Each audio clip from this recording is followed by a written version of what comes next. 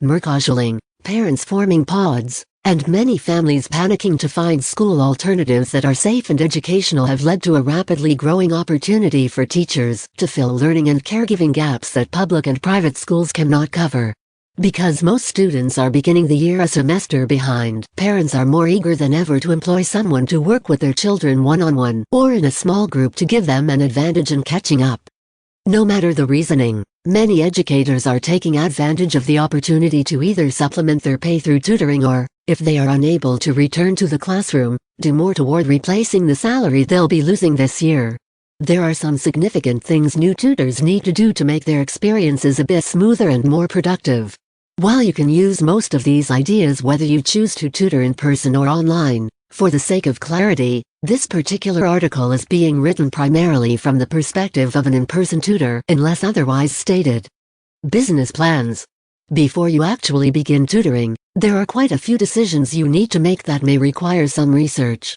If you're hoping to make enough to replace your income as a teacher, you'll definitely want to research how to create a business plan, if for no other reason than to keep from legal or tax issues. Most tutors choose to work for themselves. There are tutoring agencies out there, but they all take a significant percentage of your pay in order to help you find clients and regulate things. Most of these agencies don't even employ you, though. You'll still have to be considered a freelancer or contractor, which means you'll pay your own taxes outright. There is no withholding of taxes in this situation and be responsible for business decisions. The advantage of using a service or agency is that you don't have to worry about advertising costs, and there are rules regarding everything from pay to attendance and beyond. Everything is established as far as the interacting with students aspect. In some cases, they will also provide resources you can use, either an online platform if you need to teach some lessons virtually, or curricular resources. There are several types of small businesses, and depending on where you live, there are specific tax rules that will apply. Your best bet is to set up an appointment with a reputable, local CPA who can help you determine which direction to take and help keep you informed about tax information. You will have to pay for these services, and they are not cheap. But navigating the waters of small business ownership without it could be a lot more costly in the long run. Determine who and what you'll tutor. Most people find they are comfortable teaching within a specific age range or in a particular subject.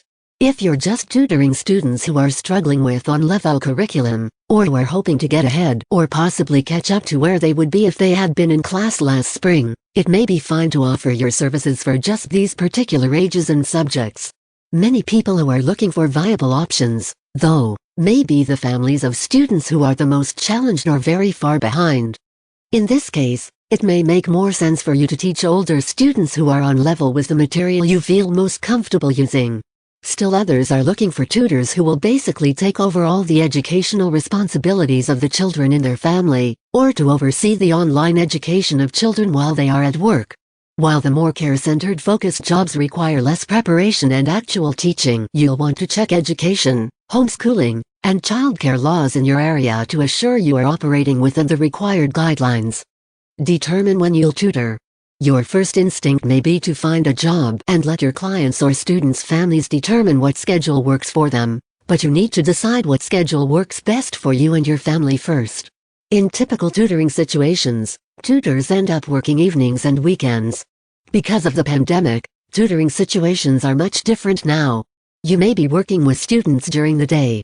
You may be following an online school schedule or be asked to create your schedule.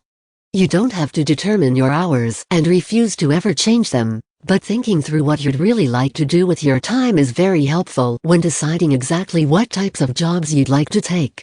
If you plan to tutor in a more traditional way, for only 45 minutes to an hour with each student, and with various individual students, plan some time between students for pickup and arrival, putting materials away and getting materials out, and working on notes. Giving yourself 10 to 15 minutes between students is usually just right. Also, be sure that you don't overcommit. Only take on the number of clients you can easily tutor. Let your students and parents know there are other students scheduled before or after them, as well. They must be prompt in their arrival and departure times for you to keep things running smoothly. There are quite a few scheduling apps made for or easily adapted to be used by tutors. Consider looking into using one of these if you plan to tutor several individuals for shorter amounts of time. That way, parents can see your schedule and know that you have other students. It makes communication about possible dates and times much easier as well. As a rule, it's best to keep a particular day of the week and time as a student's scheduled tutoring time. Some families want to just pick any day and time from week to week, but that causes utter chaos. If they choose a day and time, they'll be more likely to remember the appointment, and so will you.